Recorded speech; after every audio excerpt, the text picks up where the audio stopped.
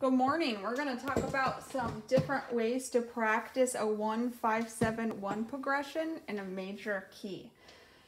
And for those of you who maybe forget what that means, it's just a 1 chord, a 5-7 chord, and then back to a 1 chord. And then that was in the key of C. Maybe if we want to try that in the key of F major. So I wrote down 3 different ways, and yes, there's more than that, and you can totally be creative with it. As long as you're staying in the correct notes, you can practice it really however you enjoy doing it, as long as you're reinforcing the correct fingerings and the correct notes. Just mixing it up so that way you really reinforce those correct fingerings and the correct notes, and more power to you. So the first way is rainbow jumps, which we practiced when we were first starting piano. The second way is broken crossover. I was like, why did I write broken? But now I remember. I was like, my hands are broken and I'm doing a crossover. But now I remember why. And the third is a 1 chord arpeggio. This doesn't really have anything to do with the 5-7 chord. It's just something that I added in. You can try it with the 5-7 chord too. I just wanted to show you about it. So the first one is rainbow jumps. This one, you can even first try it if you don't feel comfortable isolating your 3 fingers. Going up, having a nice, loose, relaxed wrist. Going up the piano and then down the piano.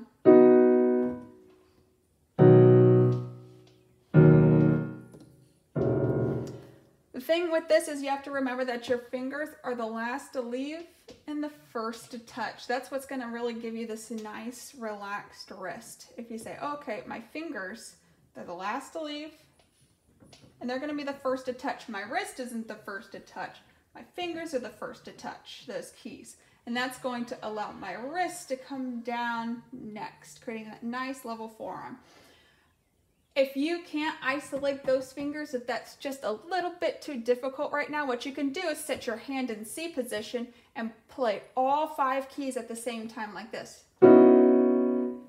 Up, first to touch, last to leave, first to touch, last to leave, first to touch. Come back down, last to leave, first to touch, last to leave, first to touch, last to leave, first to touch. And I'm going to stop in middle C, and then I'm going to switch to my left hand because I don't want to cross over like that. It's putting a lot of strain on my shoulder.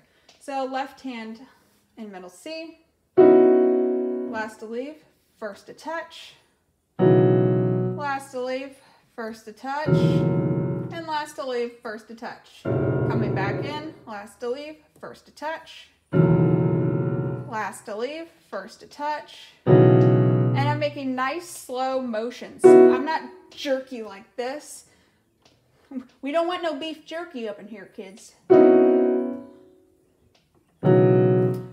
So then when you get really comfortable with that, you can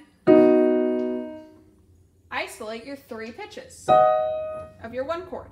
When you get really comfortable with that, maybe you can play it broken, then blocked, broken, making sure that your fingers are still last to leave and first to touch, because we really want to focus on that nice wrist, relaxed wrist.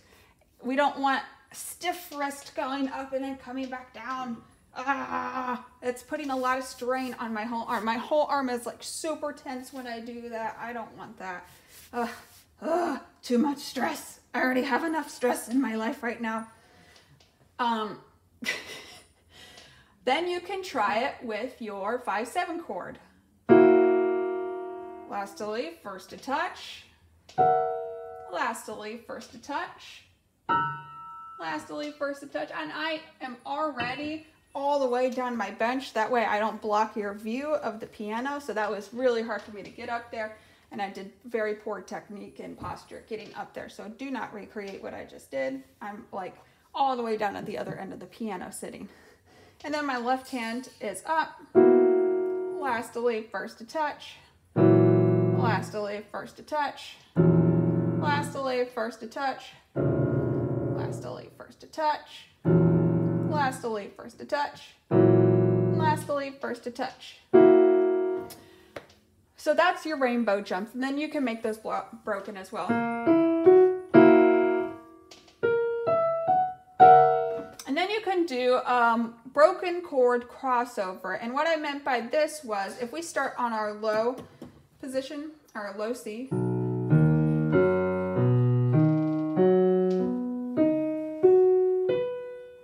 or we can start on bass C.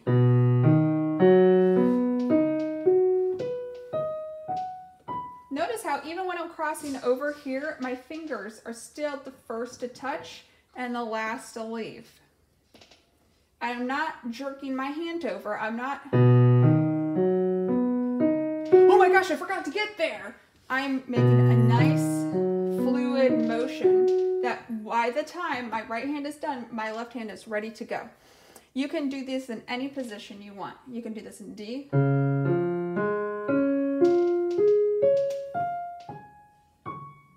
then you could play the 5-7 chord.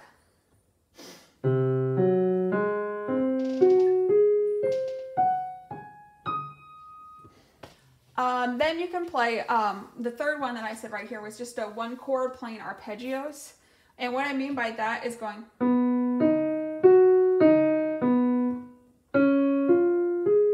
And look at how nice and relaxed my wrist is going up and down.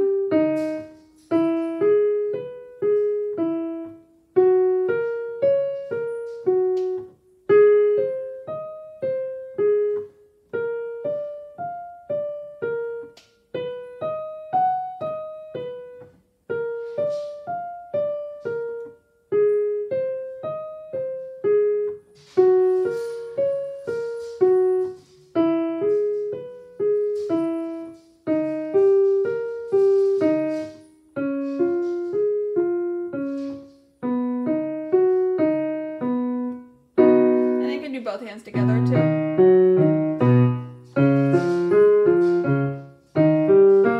And obviously all of this would be done with the metronome. Please do everything with the metronome. Please, I beg of you. I beg of you. Do everything as slow as possible. Not as slow as possible, but you know, do it slowly and then increase it by 5 BPM. The rule is, you know, do it 3 times in a row. Great. If you do one wrong, you got to restart and then do it 3 times in a row. You know, make it a game for yourself. Set 3 M&Ms. You know, do it one time, put an M&M. Do it another time, put another M&M. Do it another time perfectly, put another M&M. You do it 3 times in a row perfectly, ooh, you get to eat those 3 M&Ms. You know, but, you know, don't eat too many M&Ms in a row. You eat like 50 M&Ms in a row, then you got to make it more difficult for yourself, you know, test yourself. You don't want to eat a whole bag of M&Ms. You know, we got a lot of times on our hand right now with this whole coronavirus. You don't want to be eating through 5 bags of M&Ms, you know what I mean? Okay, so there's this. This gives you some extra ways to practice your 1-5-7-1 chord. And I'll see you in the next video, guys. Okay, bye.